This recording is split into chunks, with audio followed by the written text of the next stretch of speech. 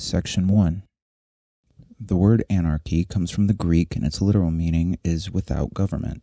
the condition of a people who live within a constituted authority without government. Before such an organization had begun to be considered both possible and desirable by a whole school of thinkers, and accepted as the objective of a party, which has now become one of the most important factors in the social struggles of our time, the word anarchy was universally used in the sense of disorder and confusion, and it is to this day used in that sense by the uninformed as well as by political opponents with an interest in distorting the truth.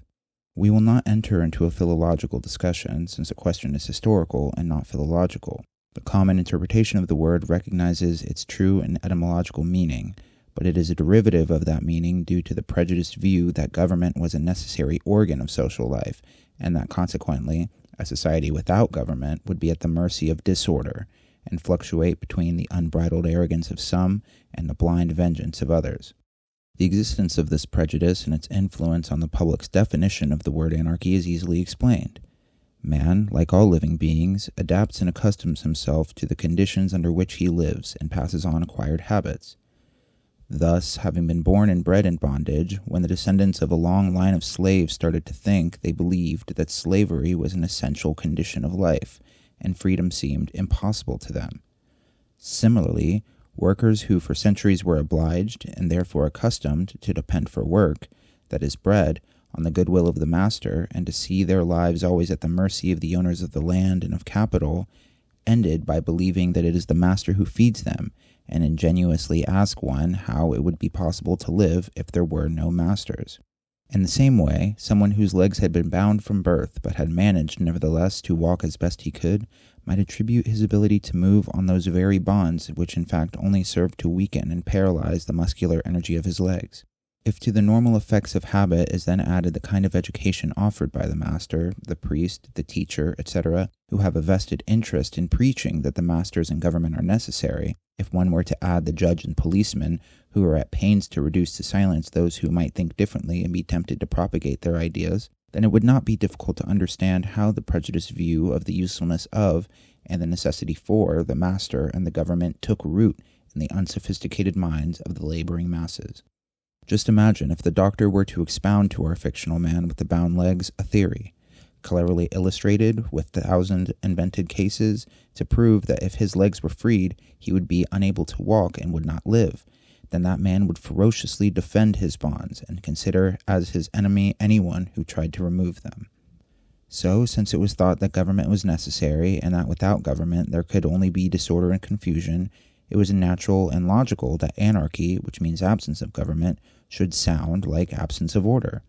Nor is a phenomenon without parallel in the history of words. In times and in countries where the people believed in the need for government by one man, monarchy, the word republic, which is government by many, was in fact used in the sense of disorder and confusion, and this meaning is still to be found in the popular language of almost all countries. Change opinion, convince the public that government is not only unnecessary but extremely harmful, and the word anarchy, just because it means absence of government, will come to mean for everybody natural order, unity of human needs in the interests of all, complete freedom within complete solidarity. Those who say, therefore, that anarchists have badly chosen their name because it is wrongly interpreted by the masses and lends itself to the wrong interpretations are mistaken. The error does not come from the word, but from the thing, and the difficulties anarchists face in their propaganda do not depend on the name they have taken, but on the fact that their concept clashes with all the public's long-established prejudices on the function of government, or the state, as it is also called. Before going on, it would be as well to make oneself clear on this word state, which in our opinion is the cause of the real misunderstanding. Anarchists, including this writer, have used the word state, and still do, to mean the sum total of the political, legislative, judiciary, military, and financial institutions through which the management of their own affairs, the control over their personal behavior, the responsibility for their personal safety, are taken away from the people and entrusted to others who, by usurpation or delegation, are vested with the powers to make the laws for everything and everybody, and to oblige the people to observe them, if need be, by the use of collective force. In this sense, the word state means government, or, to put it another way, it is the impersonal abstract expression of that state of affairs, personified by government, and therefore the terms abolition of state, society without the state, etc., describe exactly the concept which anarchists seek to express, of the destruction of all political order based on authority, and the creation of a society of free and equal members based on a harmony of interests and the voluntary participation of everybody in carrying out social responsibilities. But the word has many other meanings, some of which lend themselves to misunderstanding, especially when used with people whose unhappy social situation has not given them the opportunity to accustom themselves to the subtle distinctions of scientific language, or worse still, when the word is used with political opponents who are in bad faith and who want to create confusion and not understanding. Thus the word state is often used to describe a special kind of society, a particular human collectivity gathered together in a particular territory and making up what is called a social unit, irrespective of the way the members of the said collectivity are grouped or of the state of relations between them. It is also used simply as a synonym for society, and because of these meanings given to the word state, opponents believe, or rather they pretend to believe, that anarchists mean to abolish every social bond, all collective work, and to condemn all men to living in a state of isolation, which is worse than living in the conditions of savagery. The word state is also used to mean the supreme administration of a country, the central power as opposed to the provincial or communal authority. And for this reason, others believe that anarchists want a simple territorial decentralization with the governmental principle left intact, and thus they confuse anarchism with cantonalism or communalism. Finally, state means a condition of being, a way of social life, etc. And therefore we say, for instance, that the economic state of the working class must be changed, or that the anarchist state is the only social state based on the principle of solidarity, and other similar phrases which, coming from us who, in another context, talk of wanting to abolish the state can, at first hearing, seem fantastic or contradictory. For these reasons, we believe it would be better to use expressions such as abolition of the state as little as possible, substituting it for the clearer and more concrete term, abolition of government. Anyway, it is what we shall do in the course of this pamphlet. Section 2. We said that anarchy is society without government, but is the abolition of governments possible, desirable, or foreseeable? Let us see. What is government? The metaphysical tendency, which, in spite of the blows it has suffered at the hands of positive science, still has a strong hold on the minds of people today. So much so that many look upon government as a moral institution with a number of given qualities of reason, justice, equity, which are independent of the people who are in office.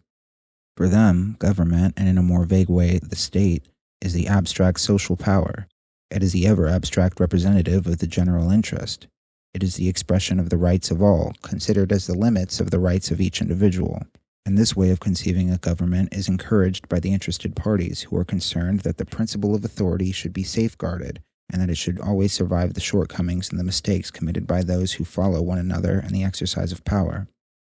For us, government is made up of all the governors, and the governors, kings, presidents, ministers, deputies, etc., are those who have the power to make laws regulating interhuman relations and to see that they are carried out, to levy taxes and to collect them, to impose military conscription, to judge and punish those who contravene the laws, to subject private contracts to rules, scrutiny, and sanctions, to monopolize some branches of production and some public services, or, if they so wish, all production and all public services, to promote or to hinder the exchange of goods, to wage war or to make peace with the governors of other countries, to grant or withdraw privileges, and so on. In short, the governors are those who have the power, to a greater or lesser degree, to make use of the social power, that is, of the physical, intellectual, and economic power of the whole community, in order to oblige everybody to carry out their wishes.